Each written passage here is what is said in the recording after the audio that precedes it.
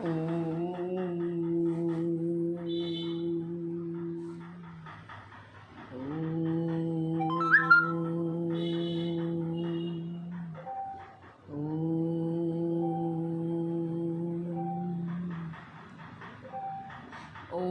सहनाववतु सहनौ भुनक्तु सह वीर्यं करवावहै तेजस्विनावधीतमस्तु मा विद्विषावहै। ॐ शान्ति शान्ति शान्तिः। गुरुर्ब्रह्मा गुरुर्विष्णु गुरुर्देवो महेश्वरः गुरुरेव परं ब्रह्म तस्मै श्री गुरवे नमः। चिन्मयं व्यापि यत्सर्वं त्रैलोक्यं सचराचरं तत्पदं दर्शितं येन तस्मै श्री गुरवे नमः। ॐ पार्थाय प्रतिबोधितां भगवतां नारायणेन स्वयं व्यासेन ग्रथितां पुराणमुनिना मध्ये महाभारतम् अद्वैतामृतवर्षिणीं भगवतीम् अष्टादशाध्यायिनीम् अम्ब त्वामनुसन्दधामि भगवद्गीते भवद्वेषिणी। नमोऽस्तु ते व्यासविशालबुद्धे पुल्लारविन्दायतपत्रनेत्र येन त्वया भारततैलपूर्णः प्रज्वालितो ज्ञानमयः प्रदीपः प्रपन्नपारिजाताय स्तोत्रवेत्रैकपाणये ज्ञानमुद्राय कृष्णाय गीतामृतदुहे नमः। सर्वोपनिषदो गावो दोग्धा गोपालनन्दनः पार्थो वत्स सुधीर्भोक्ता दुग्धं गीतामृतं महत्। वसुदेवसुतं देवं कंसचाणूरमर्दनं देवकी परमानन्दं कृष्णं वन्दे जगद्गुरुं कृष्णं वन्दे जगद्गुरुम्।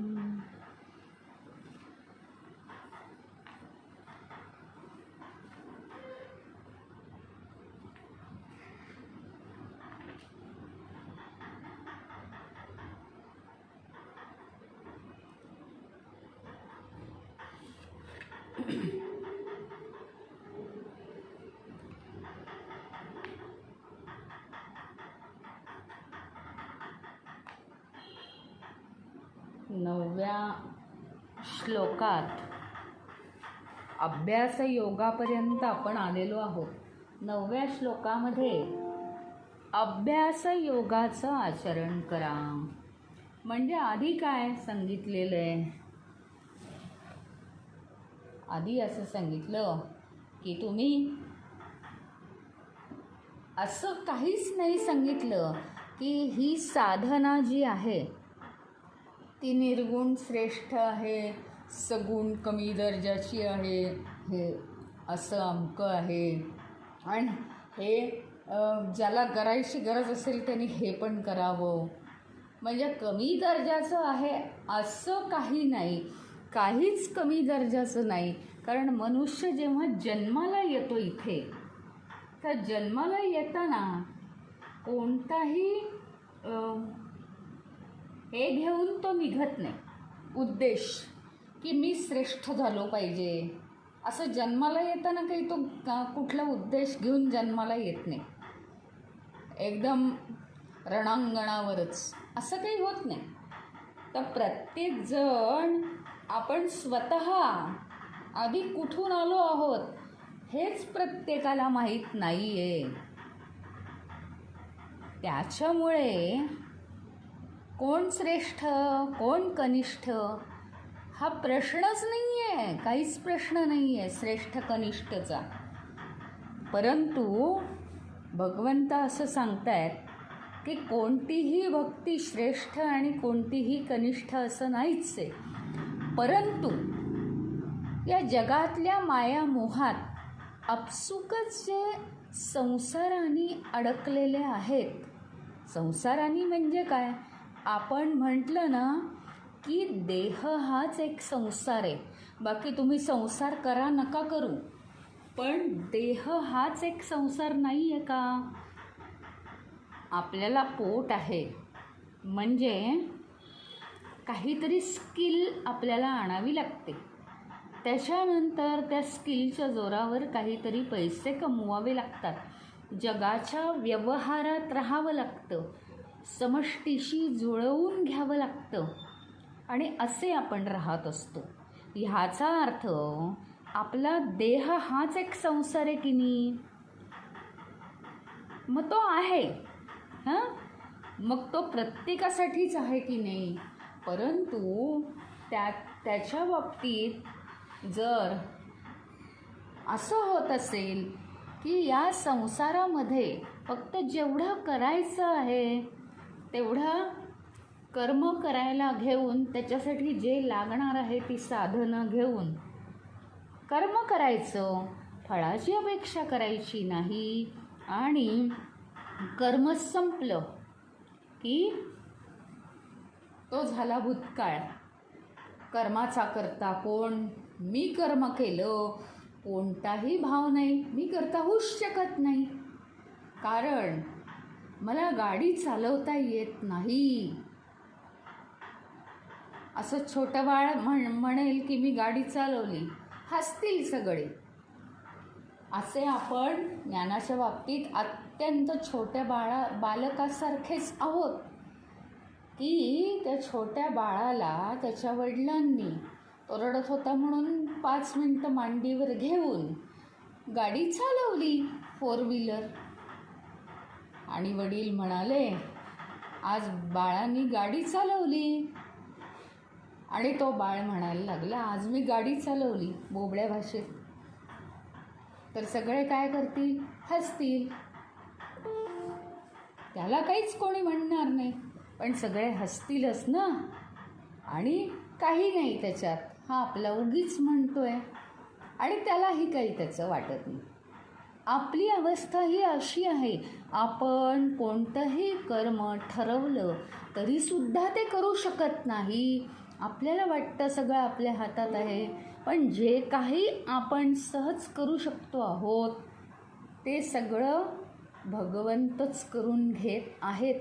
आणि म्हणून त्यांना आपण अधूनमधून सतत आपलं प्रत्येक काम झालं की समर्पित झालं पाहिजे. का माहिती का, हे सगळं करायला त्यांनी अलाऊ केलं, हे सगळं करायला त्यांनी आपल्याला सिलेक्ट केलं, ही फार मोठी कृपा आहे.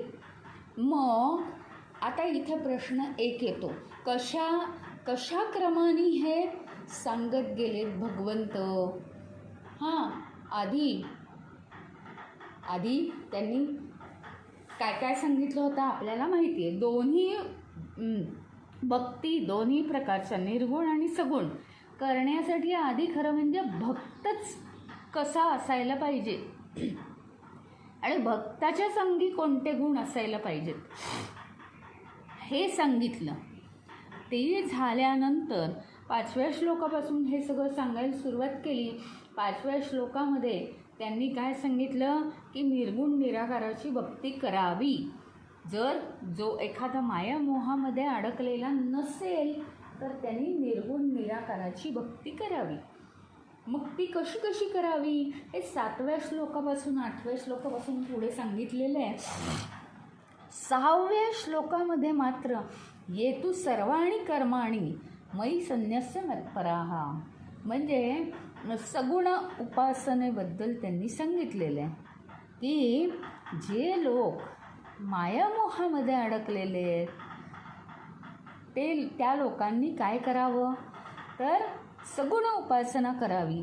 मग ती सगुण उपासना तुम्ही कशी करा ते तर झालंच सांगणं, की एखादी मूर्ती, एखादा फोटो डोळ्यासमोर ठेवा किंवा पूजा करताना जे काही तुम्ही भगवंताला समर्पित करत आहात, नैवेद्य, फुलं, ते सगळं अगदी मोठ्या हृदयी भाव ठेवून ते तुम्ही त्याला समर्पित करा, की सगळं काही तुझ्या कृपेमुळे चाललं आहे.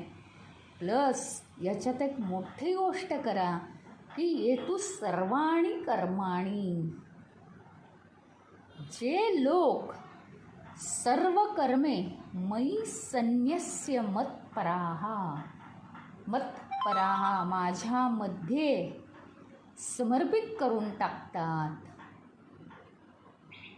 अनन्येनैव योगेन माम ध्यायंत उपासते.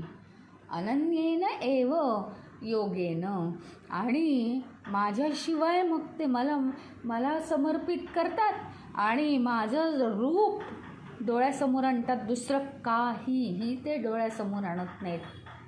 श्रीराम म्हटलं की फक्त श्रीरामाचं रूप 5 मिनिटं तरी डोळ्यात साठवता आलं पाहिजे, हृदयात साठवता आलं पाहिजे. अशा रीतीने जे करतात माम ध्यायंत उपासते, अशा रीतीने जे माझी उपासना करतात त्यांना सगुण भक्ती लाभते आणि मग ते माझे खरे भक्त होतात आणि भक्तीचा आनंद लुटतात. हे सांगितल्यानंतर पुढे जाऊन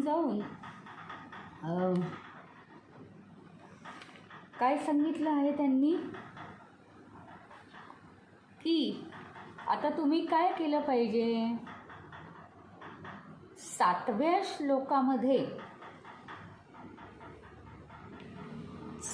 श्लोकामध्ये असं सांगितलंय की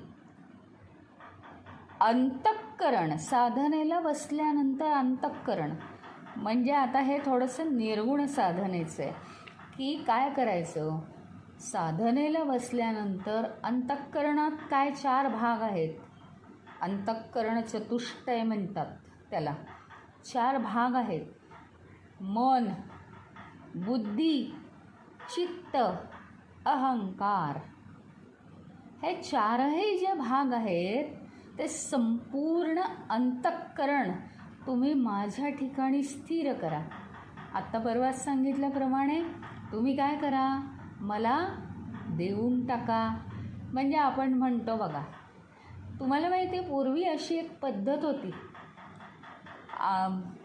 आता आमच्या काकू होत्या ना, त्या लहान होत्या, म्हणजे आईपेक्षा लहान.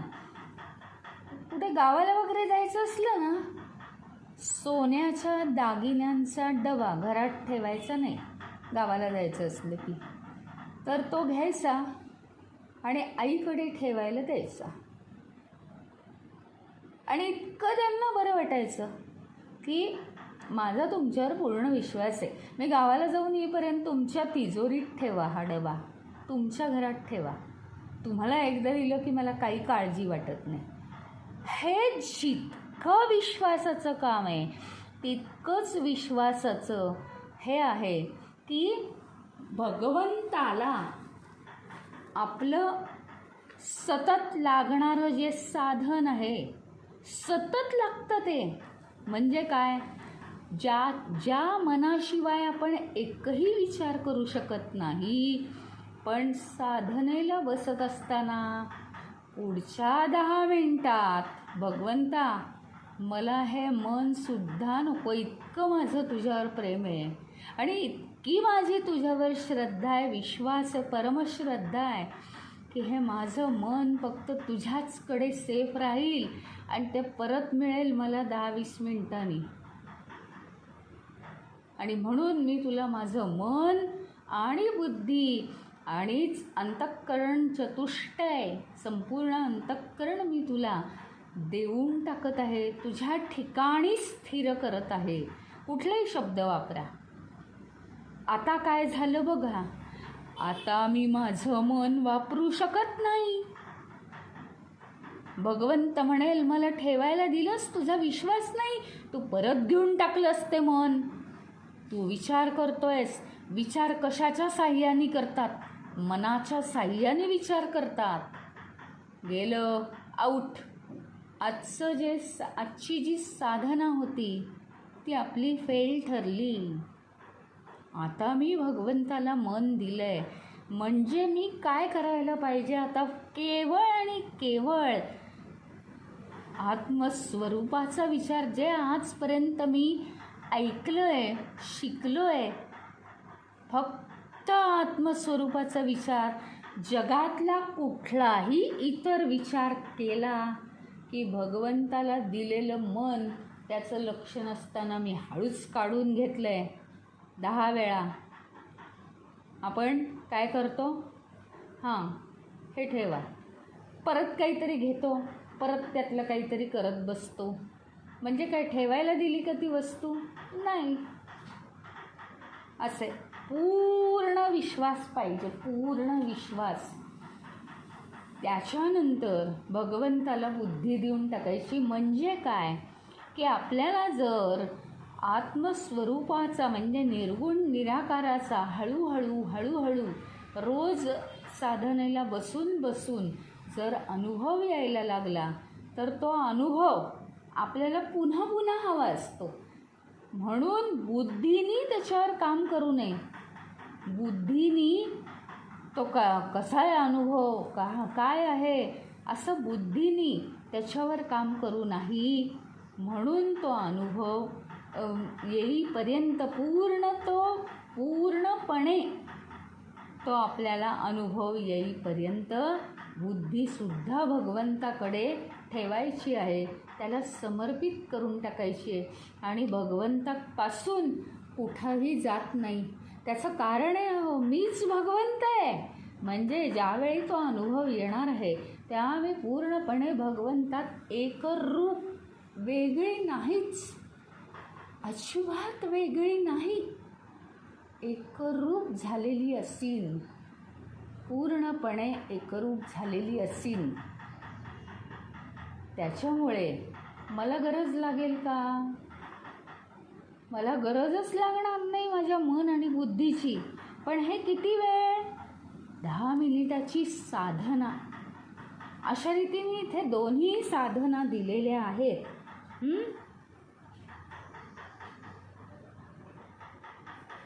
आणि मग नंतर पुढच्या श्लोकामध्ये त्यांनी सांगितलंय, माझ्यामध्ये जर मन स्थिर केलं, बुद्धी स्थिर केली तर कायम तू माझ्यामध्येच राहशील.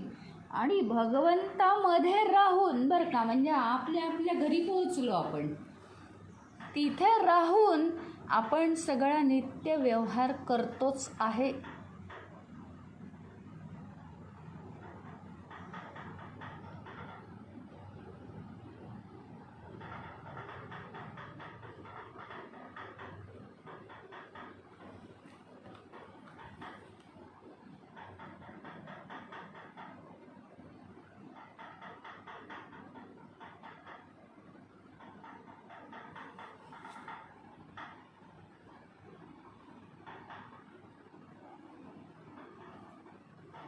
पुढे 9व्या श्लोकात सांगितले त्यांनी. हे सगळे श्लोक झालेत बरं का, पण आपल्याला आठवण व्हावी म्हणून सांगते. आणि अत्यंत महत्त्वाचे प्रत्येक श्लोक.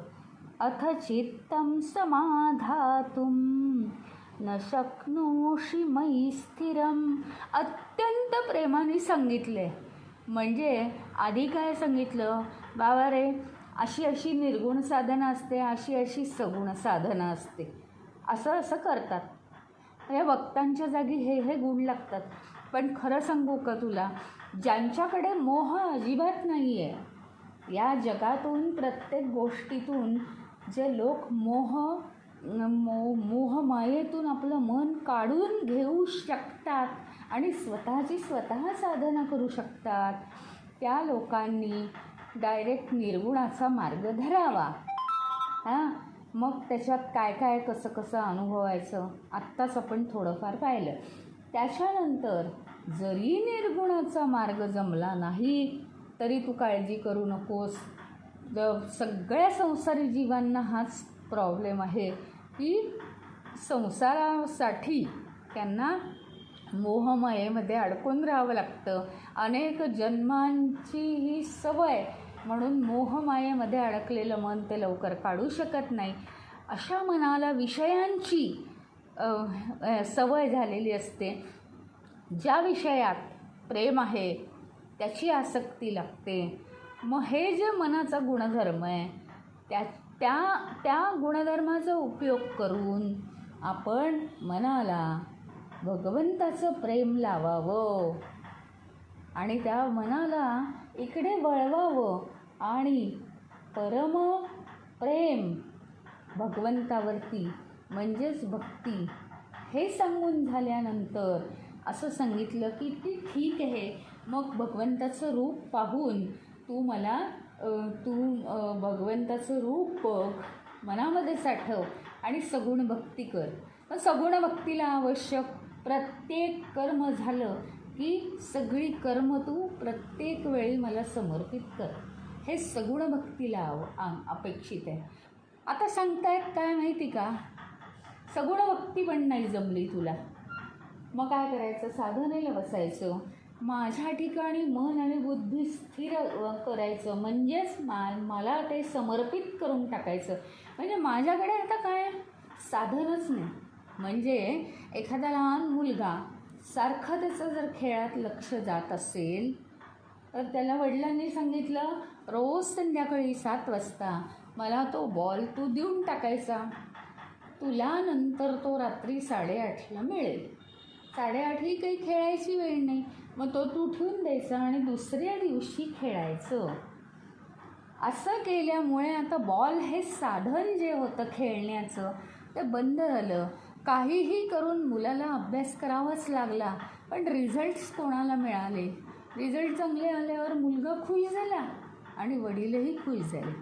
त्याचप्रमाणे आपल्याकडे आता मनच नाही, मग आपण विचार तरी कसा करणार. केवळ एक आणि एकच भगवंताचा अनुभव आणि सतत म्हणजे विचार आले तरी नाही मी मन जर भगवंताला दिले ते मी हळूच चोरून घेतले का त्याच्याकडून पुन्हा, माझा विश्वास नाही आहे का भगवंतावर, मी आता भगवंताला ते मन देऊन टाकलं, मी कसलाही विचार करणार नाही. हा विचार आला जाऊ दे, मी पुन्हा भगवंताजवळ माझं मन ठेवतो, 1 मिनिटही कसलाही विचार करायचा नाही. हा मार्ग सांगितला. आणि ह्याच्यानंतर आता अतिशय प्रेमाने भगवंत सांगतायत, न शक्नोषि मयि स्थिरम, तू जर हेही करू शकला नाही, माझ्यामध्ये तुझं मन आणि बुद्धी तू जर स्थिर करू शकला नाही, न शक्नोषि करू शकला नाहीस, तर मात्र तुला त्याच्यापेक्षा सोपा उपाय सांगतो, तो म्हणजे अभ्यास योगेनं. तू अभ्यास कर. अभ्यासाचा अर्थ काय, पुन्हा पुन्हा तो रिपीट कर, म्हणजे पुन्हा ट्राय करायचं. मी आत्ता करून पाहतो, भगवंताला माझं मन मी आता दिलेलं आहे, बुद्धी पण दिली, आता मी काहीही करू शकत नाही पुढची 10 मिनिटं, फक्त भगवंताचा विचार. मग काहीही करा तुम्ही, साधना तुमची, श्वासावर लक्ष ठेवा, ओंकार म्हणा, फक्त ते आणि तेच, दुसरं तुम्ही विचार नाही करू शकत, कारण मनच नाही आता तुमच्याकडे. आणि मगाशी असा मला अनुभव होता, आत्ता मला वेगळाच अनुभव येतो आहे. आत्ता मला काय प्रकाश दिसतो आहे, बुद्धीसुद्धा भगवंताला दिली आहे. आता काहीही सूक्ष्मसुद्धा विचार त्याचा आपण करू शकत नाही. असा सारखा अभ्यास करा. एकदा करून होत नसेल, अभ्यास करा म्हणजे काय, आत्ता आपण मध्ये बोललोच होतो काल परवा, अभ्यास करा याचा अर्थ वाट बघू नका. ते काय एका दिवसाचं, एका संस्कारित मन आहे, ते संस्कार पुसायसाठी या साधनेचा आपल्याला नक्कीच उपयोग होणार आहे, पण करून उपयोग होईल आणि ते संस्कार, वाईट संस्कार जे आहेत हे हळूहळू हळूहळू पुसत जातील. आणि ते पुसण्यासाठी या अभ्यासाची गरज आहे. अभ्यास याचा अर्थ रिपिटेशन, होमवर्क, सातत्य एखाद्या गोष्टीचं. आज म्हणजे आपण करतोच खरं म्हणजे तसं, पण इथे सांगायची गरज पडली. माणूस एकदा संसारात रमला ना की त्याला काही सुचेनासं होतं. मग आता ही साधना मला काही जमत नाही, साधनाला बसलं की विचार येतात. आता त्याच्यावर किती छान उपाय सांगितला आहे. विचार येतात ना, मग तू भगवंताला दिलंयस ना तुझं मन आणि बुद्धी. विचार आले तर काय समजायचं, भगवंताला दिलेलं मन आणि बुद्धी आपण परत घेतलं आहे. हे पाप मी करणार नाही. भगवंताला वाटेल त्याच्यावर माझा विश्वास नाही, मी माझं मन परत काढून घेतलं त्याच्याकडनं, त्याला मी पुन्हा देऊन टाकतो. एकही विचार मी याच्या पुढे करणार नाही. किती 10 मिनिटं भगवंताशिवाय दुसरा विचार नाही. हा उपाय मला तुम्ही सांगा, कुठेतरी सांगितला आहे का? भगवंतांनी आपला साधकांचा, शिष्यांचा फार जवळून विचार केला आहे की हे बिचारे सगळे अपूर्ण अज्ञानाचं महाआवरण आहे यांच्या जीवाला. आणि अशा परिस्थितीत, इतक्या कठीण परिस्थितीत हे जीवन जगतायत आणि पुन्हा पुन्हा या जन्ममरणाच्या फेऱ्यात हे सगळेजण अडकता आहेत. तर इतकं फक्त नुसतं प्रकाशित करणं आणि नुसतं शरीर धारण करणं एवढंच आपल्याला इनफ नाही आहे. म्हणून जे लोक भगवंताची भक्ती करतात, निदान त्यांचं अज्ञानाचं आवरण दूर करण्याचा भगवंत अतिशय तळमळीने प्रयत्न करतो. आणि भगवंत म्हणतोच की योगक्षेमं वहाम्यहम्. योग आणि क्षेम याचा अर्थ माझ्याशी तुला मी सतत जोडून घेईन. आणि क्षेम म्हणजे त्या जोडून घेतलेल्याचं मी रक्षण करीन. योग आणि क्षेम म्हणजे उदरनिर्वाह नव्हे. योग आणि क्षेम म्हणजे तुला कोणतीही मी अडचण येऊ देणार नाही. जीवन जगत असताना माझी साधना जी तू करतोस त्या साधनेमध्ये मी तुला अडचण येऊ देणार नाही. बघा, सुरुवातीच्या काळात खूप अडचणी पण येतात, पाहुणे पण येतात, नेमकं काहीतरी होतं, असं होतं तसं होतं. आणि आपली परीक्षाच भगवंत पाहत असतो की हा जोर नुसता काहीच दिवस आहे का नक्की वाटतंय बरं करावंसं. मग नंतर खूप अडचणी येतात, तरीसुद्धा आपण रोज करतोच आहे. कसाही मार्ग काढून दिवे बंद झाल्यावर सगळे झोपले की आपण आडवे होऊन जागे राहून आपण करतोच आहे, साधना करतोच आहे. आणि त्यातनं ते करायचा प्रयत्न करतो. ही जर प्रॅक्टिसमध्ये थांबली तर आपल्याला परत कठीण जातं. आणि म्हणून अभ्यास योगेनं, म्हणून तू अभ्यास योग साध. आणि मग सांगतायत की पुढे जाऊन 10व्या श्लोकात तुला अभ्याससुद्धा जर जमला नाही, अभ्यास हा असमर्थोसी, अभ्यास करण्यासाठी सुद्धा जर तू असमर्थ ठरलास, नाराज होऊ नकोस. मत्कर्म परमो भव. मग तू काय कर की कर्म केल्यानंतर परत तुझ्या लक्षात राहणार नाही मला समर्पित करायचं. प्रत्येक कर्मच तू कसं कर, मत्कर्म परमो भव. मत्कर्म म्हणजे माझ्यासाठी तू कर्म करतोयस असं समज. प्रत्येक कर्म हे भगवंताचं आहे. बघ तुझ्या मनात हा भाव येतो की नाही भगवंताविषयीच्या प्रेमाचा. आपण ती आई असते ना, छोट्या बाळाशी वेगवेगळ्या गोष्टी बोलते बघा. कितीतरी वेळा असं असतं की आई आणि बाळ हे दोघंच असतात आणि अत्यंत प्रेमाचं नातं आहे. त्या बाळाला काही समजत नाही, पण ते सतत सतत सतत तिच्या अस्तित्वामध्ये ते अगदी खुश असतं, हसत असतं. आणि आई त्याच्याशी वेगवेगळ्या गोष्टी करते, तरीसुद्धा आई आनंदीच असते. तिथे दुसऱ्या कोणत्या भावनेचा प्रश्नच येत नाही. आणि बाळाचं सुद्धा जीवनात कुठल्याही भावनेचा प्रश्न येत नाही.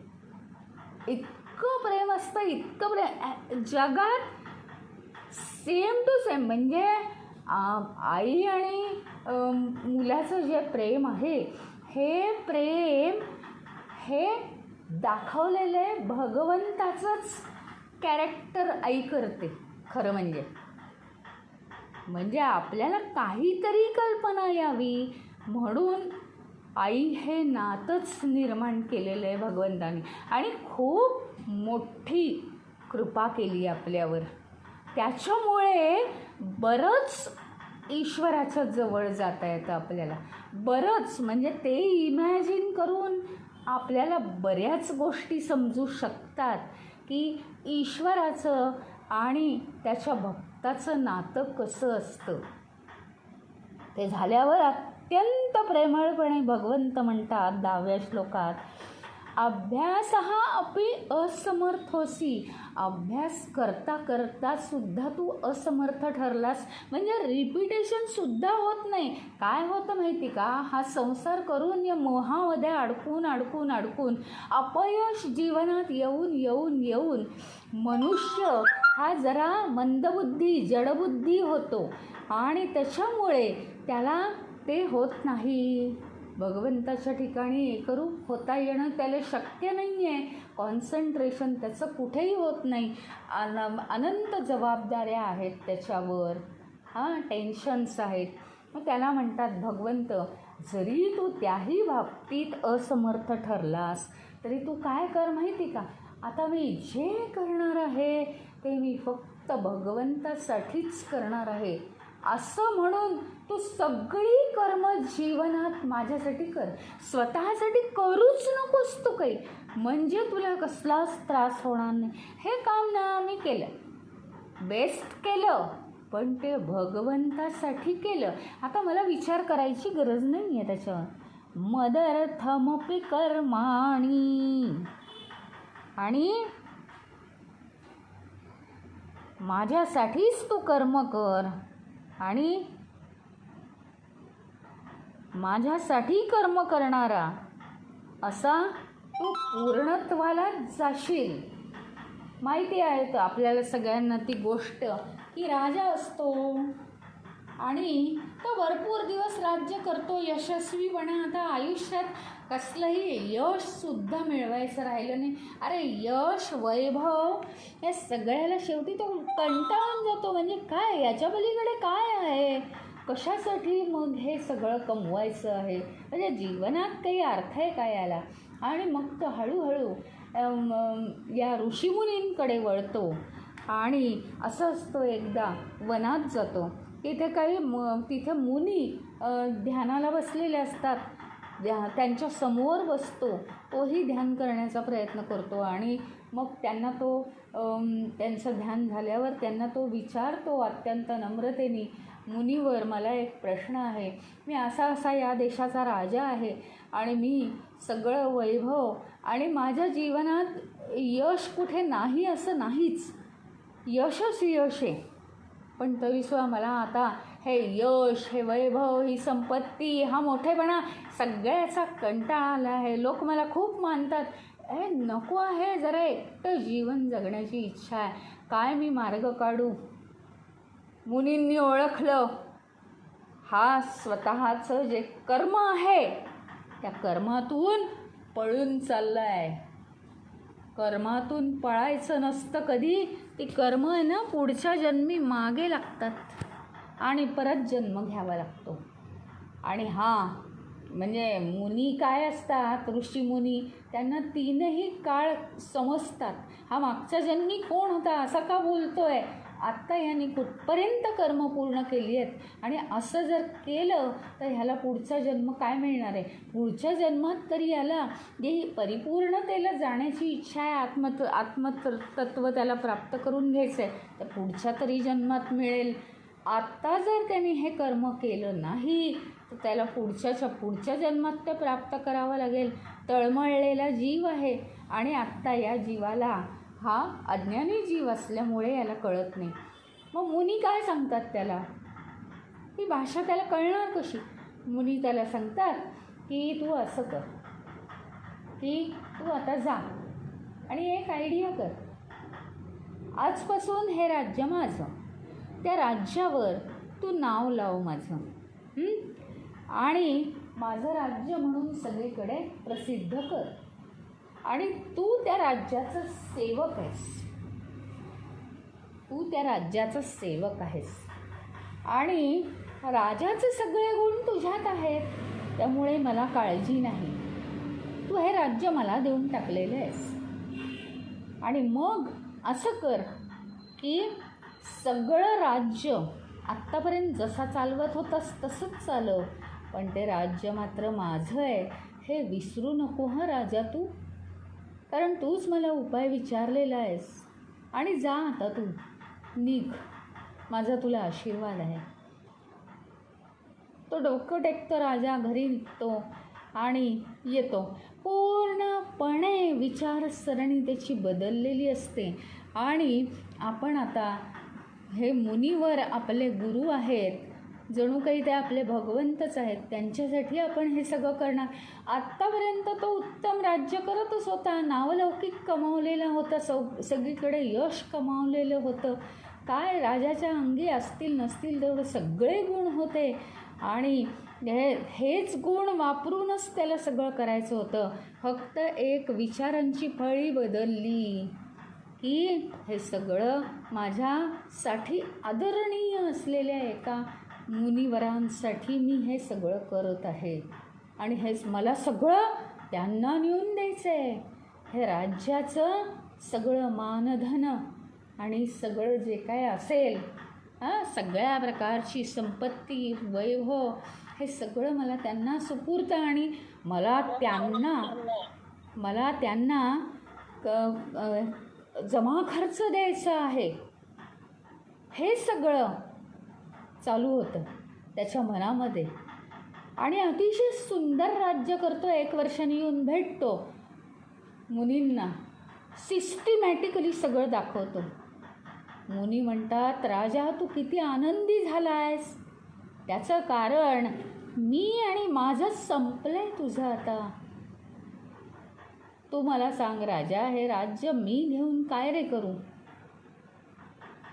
फक्त विचाराचा एक टर्न बदलला आणि कुठे मनुष्य परमावधी गाठतो उच्चतेची, उदात्तता येते आपल्या अंगी.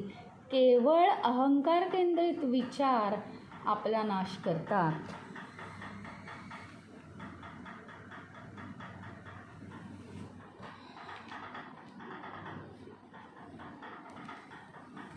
हे आपल्याला माहिती आहे.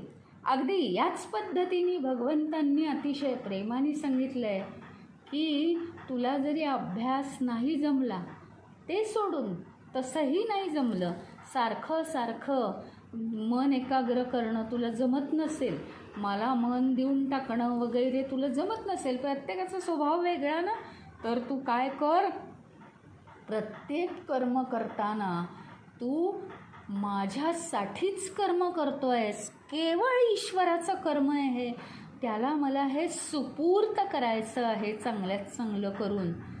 आपण ज्यावेळी नोकरी करतो त्यावेळी आपण बेस्ट कर्म करतो. बॉसला काय तोंड दाखवायचं, अरे ते चांगलं झालं पाहिजे आणि माझं सगळं हे जे आहे, माझं नाव मोठं झालं पाहिजे की मी कसा काम करतो. काहीही नोकरीचं काम करत असताना आपण बेस्टच करतो की नाही, आणि त्यातून आपल्याला पगार मिळतो, पैसे मिळतात. याच पद्धतीने काही मिळो आणि न मिळो, मला भगवंत मिळाला एवढं वास आहे. हां, पण हे काम जेव्हा आपण दुसऱ्यासाठी करतो तेव्हा ते अतिशय व्यवस्थित होतो. अहम मम भाव त्यातला संपला पाहिजे, एवढंच भगवंतांचं सांगणं आहे. तर 10व्या श्लोकात त्यांनी असं सांगितलंय, मदर्थमपि कर्माणि कुर्वन् सिद्धी मवाप्यसि, कुर्वन् सिद्धिम अवाप्स्यसि. आणि तू कसा हो, माझ्यासाठी कर्म करणारा असा तू हो आणि तुला सिद्धी प्राप्त होतील, त्याच्यामुळे पूर्णत्व येईल. खूप सुंदर सोप्यात सोपे मार्ग सांगितलेले आहेत. अगदी घरगुती उपाय आहेत, हे कोणालाही नक्की जमणार आहेत. पुढे जाऊन 11व्या श्लोकात ते सांगतात, अथैतदप्यशक्तोऽसि कर्तुं मद्योगमाश्रितः सर्वकर्मफलत्यागं ततः कुरु यतात्मवान्. आणि हेही जर तुला जमलं नाही, म्हणजे भगवंत सगळ्या प्रकारचे उपाय सांगत आहेत. म्हणजे काय, कितीतरी प्रकारची माणसं असतात, त्यांना यातलं जे जमलं, काहीही श्रेष्ठ नाही, काहीही कनिष्ठ नाही, जे आणि जसं जमेल ते त्यांनी उचलायचं आहे. आपल्यासाठी कोणता मार्ग आहे, हेही करण्यास तुला जमलं नाही. काय करण्यास जमलं नाही, त्या प्रत्येक कर्म माझ्यासाठी कर, हेही जमलं नाही, तर तू काय करशील, माझा आश्रय करणारा.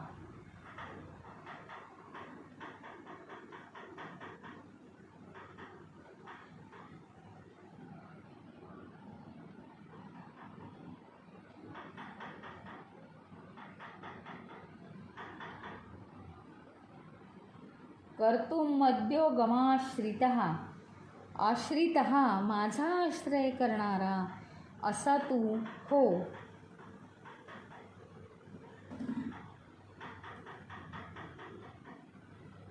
आणि एकदा तू माझा आश्रय म्हणजे काय, तर सारखं भगवंताला येऊन भेटणं, सारखं भगवंताकडे येऊन राहणं. भगवंतामध्ये मी आता प्रवेश केलेला आहे, मी सेफ आहे, हा सुद्धा विचार करून बघा तुम्ही. आपण अतिशय सेफ वाटतं आपल्याला. मी आता भगवंताच्या आतमध्ये प्रवेश करतो, बस आता मला कोणी काही करू शकत नाही, मी माझ्या घरात आहे आता.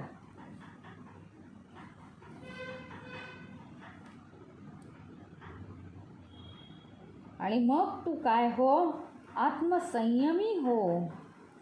आणि काय कर, कर्म करत राहा, पण त्याची फळांचा विचारच करू नको.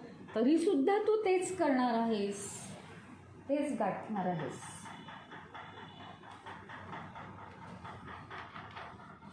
सोपे सोपे उपाय आहेत. आत्मसमर्पणाची भावना त्याच्या ठिकाणी आपल्याला जर शक्य नाही, तर सर्व कर्म करायची आणि कर्माच्या फळांचा त्याग करायचा, म्हणजे फळांचा विचारच करायचा नाही. आणि मग कर्म करायचं आणि भगवंताजवळ जाऊन बसायचं.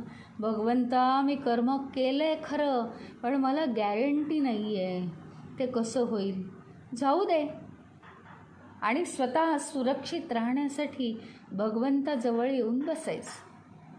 बस तू माझा आश्रय घे असं म्हटलेलं.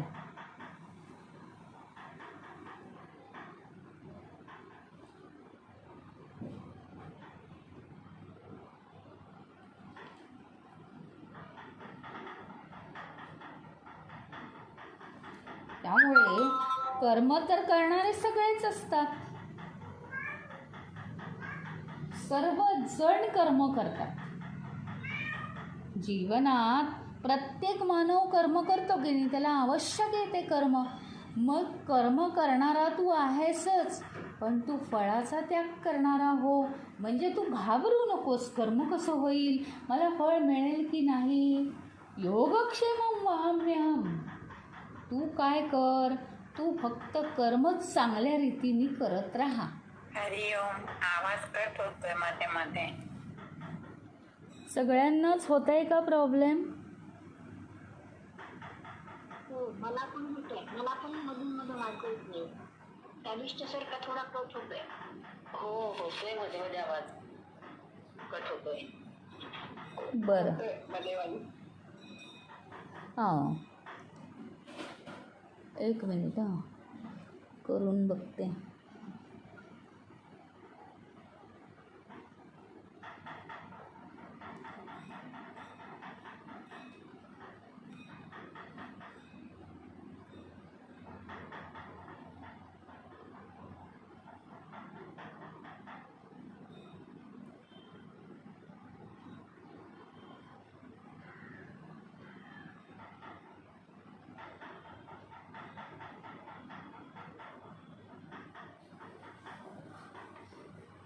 हॅलो, हरिओम. आवाज येतोय का? हॅलो, हरिओम. आवाज येतोय? हां हां हां हां.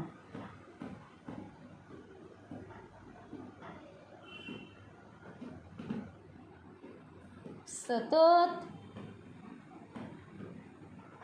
कोणताही विचार न करता सतत कर्म करणं हे सुद्धा गाडीला जुंपलेल्या बैलासारखं आहे.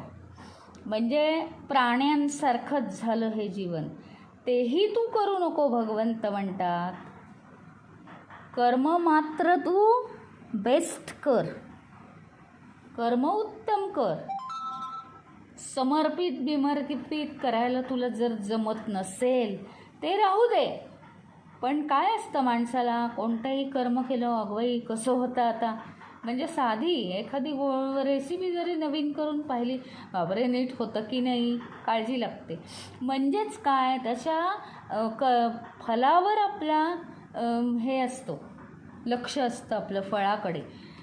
तर त्याची तू काळजी करू नकोस. ज्यावेळी फळाकडे लक्ष असतं त्यावेळी आपण करता आहोत असा एक महत्त्वाचा भाव असतो त्याच्यामध्ये, मी करता. आणि मग जवळजवळ 60-70% जीवनातली अपयश ही याच्याच मुळे आहेत की करता भाव आहे तिथे. मी आणि माझं जितकं आहे त्याच्यामध्ये तितका तो गोंधळ होतो आहे. त्याच्यामुळे तू फक्त काय कर, आता काय करू नकोस हे फार सांगत बसलं तर भगवंतांना वाटतं हा जास्तच गोंधळ करेल. म्हणून त्यांनी इतक्या सिंपल सूत्रात सांगितलं की तू काय कर, तू एकच गोष्ट कर, सगळी कर्म कर. आता तुला कर्म मला समर्पित करायला जमत नाहीत, तुला म्हटलं माझ्यासाठी तू कर्म कर, तर तुला ते करायला जमत नाही आहे. हां ठीक आहे, असू दे ना, तू त्याची काळजी करू नकोस. अनंत वासनांद्वारे फिरून आलेला हा जो जीवात्मा आहे त्याच्यावर ते तसे संस्कार असतात. कशाचाही मागचा पुढचा विचार करायचा नाही. परंतु आपलं एक ध्येय पाहिजे की आपल्याला भगवंताला गाठायचं आहे ना. आणि जितके हे हलके विचार राहतील तितकं आपलं आयुष्य सुरळीत चालेल. बाकीचं सगळं जाऊ दे की आपण आत्मप्राप्ती करणार आहोत नाही करणार आहोत. परंतु सोप्यात सोपा मार्ग काय, तर तुला मला माझ्यासाठी सुद्धा कर्म करणं शक्य नाही आहे, ते सगळं सोडून दे. परंतु कर्म केलं की भूतकाळ झाला, आता ते कर्म तू विसरून जा.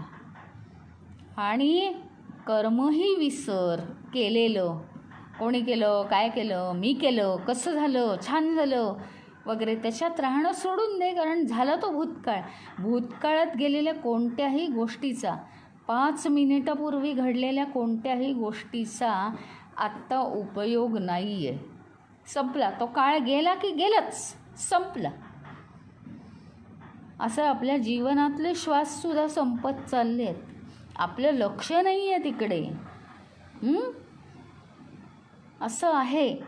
त्याच्यामुळे आपण काय करायचं, फक्त आणि फक्त कर्म करायची. आत्ता वर्तमान काळात जे कर्म करायचं ते बेस्ट. बस, ईश्वर नाही, काही नाही, काही नाही. मानवाच्या जन्माला आलो आहे ना मी, मग मी उत्तम कर्म करीन एवढा माझ्यावर ठाम विश्वास. आणि दुसऱ्या क्षणाला ते कर्म संपलं की ते विसरूनच जायचं आणि त्याच्या फळाचाही विचार करायचा नाही. दुसऱ्या वेळी परत प्रेझेंट टेन्समध्ये जे कर्म येईल, हाती लागेल, ते पुन्हा चांगल्या रीतीने परिपूर्णतेने पूर्ण करायचं. पुन्हा त्याच्या फळाचा विचार करायचा नाही.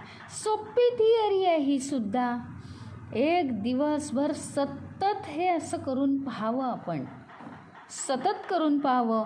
आपलेच विचार त्या गोष्टींमध्ये अडकून त्याची फळं ही दूर जातात. आपल्याच विचारांमुळे ती फळं दूर जातात. आपल्याला अनुभव होईल. सगळं जे सहज होणार असतं ते त्याला एक वेगळा मार्ग लागतो. असं आहे. म्हणून त्याचा विचार करण्याची गरज नाही आणि अहमकेंद्रित विचार जीवनात आपण कमी केले पाहिजेत.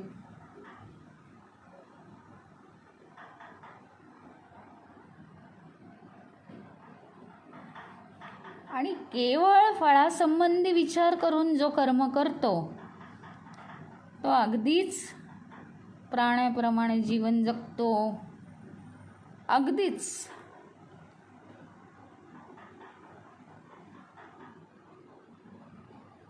आणि आणखीन एक दुसरी सायंटिफिक गोष्ट काय आहे, हा विचार केला आहेत का तुम्ही? कर्माचं फळ कधी येतं मला सांगा. कर्म संपल्यानंतर येतं ना कर्माचं फळ.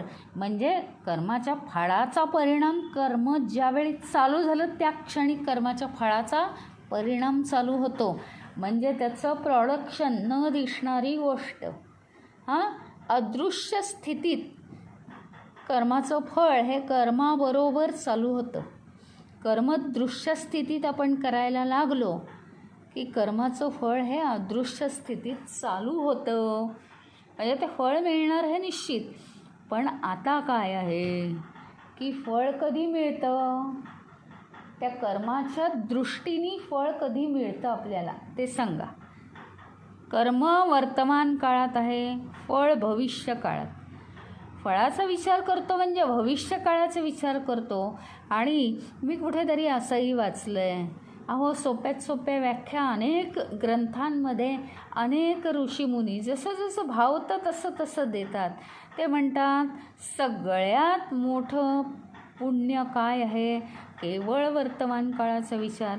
आणि सगळ्यात मोठं पाप काय आहे, सारखं भूतकाळ आणि भविष्य काळात जाणं. म्हणून मगाशी 5 मिनिटापूर्वी मी जे काही कर्म केलं त्याचा कर्ता मी होतो हे आठवण्याची गरज नाही. कर्म गेलं, कर्ता गेला. आता वर्तमान काळात जे मी कर्म करत आहे ते कर्मातच मी इतकी बुडून गेलेली आहे. कर्माचेच विचार चालू आहेत माझ्या मनामध्ये आणि फक्त कर्म चांगलं करायचं. आणि ज्यावेळी मी कर्माच्या फळाचा विचार करतो त्यावेळी भविष्य काळाचा विचार करतो. कारण कर्म आत्ता आहे वर्तमान काळात आणि कर्माचं फळ आहे भविष्य काळात. म्हणून भविष्य काळाचा विचार करणं हे महापाप आहे असं एका मुनींनी म्हणून ठेवलेलं आहे.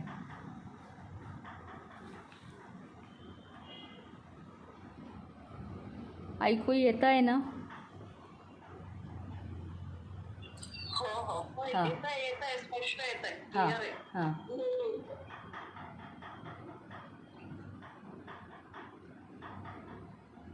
आणि म्हणून भविष्य काळाचा तर्कवितर्क करत बसण्यात अजिबात आपण वेळ घालवायचा नाही. म्हणजे आयुष्याच्या सगळ्या चिंता नाहीशा होतील, सगळं नष्ट होईल, सगळ्या भूतकाळाचा ऱ्हास होऊन जाईल. जो भूतकाळ भूताप्रमाणे मानगुटीवर बसतो तो बसणार नाही. कुठलीही भूतकाळामध्ये झालेली गोष्ट कधीही आठवायची नाही. बघा, तुम्ही घरात एखादी फॅमिलीत एखादी व्यक्ती आजारी असेल, मग काय होतं माहिती का, काही दिवसांनी थोडंसं बरं वाटलं की लोक यायला लागतात. आणि ते काय आहे, तो समाजाचं एक हे आहे, म्हणजे काय म्हणतात, पायंडा आहे. ती एक रीत आहे की हो, आपल्यापैकी आपल्या संबंधात असलेली एक अतिशय आदरणीय अशी व्यक्ती आणि ती आजारी पडलेली आहे, बरीच आजारी आहे, मग लोक भेटायला येतात. बरोबर आहे, चांगला भाव आहे, सगळं आहे. पण आपण काय करतो माहिती आहे का, तो विषय खूप वाढवून आणि अत्यंत डिटेल, आणि आजारी असलेल्या व्यक्तीसमोरच आपण सांगतो ते अत्यंत डिटेल. म्हणजे ती व्यक्ती आजारी असताना या सगळ्या गोष्टी डॉक्टरांनी आणि घरच्या माणसांनी आधी लपवलेल्या असतात. म्हणजे का, आता टेन्शन येऊ नये. जी व्यक्ती आजारी आहे त्यांची ताकद कमी आहे, मग ते पेलवलं पाहिजे ना, आपल्याला काय झालं हे पेलवलं पाहिजे त्यावेळी विचारांना, म्हणून ते सांगितलं जात नाही. आणि सगळे भेटायला आल्यावर आपल्याच घरातली माणसं एक एक सांगतात, त्यांना उलगडा होतो. आता हे त्यांच्या दृष्टीने वाईट, ते सगळा विषय जाऊ दे. परंतु आपण भूतकाळ रिपीट करतो की नाही, किती वेळा भूतकाळ रिपीट करतो. आणि सांगितलेलं आहे की भूतकाळात घडलेलं काहीही हे काय आहे, महापाप आहे. ते सारखं मनात सुद्धा ते विचार आणू नयेत. हां, कोणीतरी लांबनं आलं आहे आणि ते विचारतायत, तर हो, मग ते अगदी जात असताना हळू आवाजात 2 ओळीत सांगायचं, तशी तुम्ही काही काळजी करू नका, असं झालं होतं, काळजी घ्यायला सांगितली आहे. त्याच्यात जास्त कुठलीही सिरियस गोष्ट, मला एक सांगा, या सिरियस गोष्टी एकमेकांना पास करून दुसऱ्याही वयस्कर माणसांना टेन्शन येतं बरं का, की अरे आपण याच परिस्थितीतनं गेलो तर काय करायचं, असं काहीतरी व्हायला लागतं ते हळूहळू.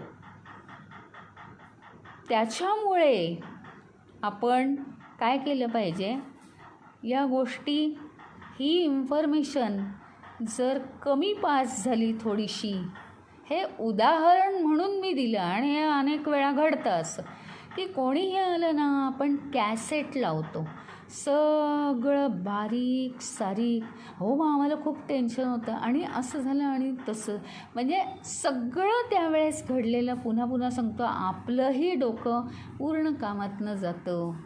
आपण आपली सिस्टीमसुद्धा सांभाळली पाहिजे. आणि मग भगवंतांनी सांगितलं आहे, हे जर असं केलं, सतत वर्तमान काळातल्या कर्मामध्ये आपण इंटरेस्ट ठेवला, बाकी भविष्य काळातलं फळ आणि भूतकाळात केलेल्या कर्माचा मी करता आहे हे सगळं टाळलं, तर या सगळ्या कल्पनांना दूर सारून तर्क वितर्क होणारच नाहीत. कोणतेही फालतू विचारांचं थारोळ तळ जमणारच नाही मनामध्ये. आणि वर्तमान काळ तर प्रामाणिकपणे त्याला परिपूर्णता येईल आपल्या हातून. आणि मग हेच एकाग्रता होण्याचं खरं कारण आहे.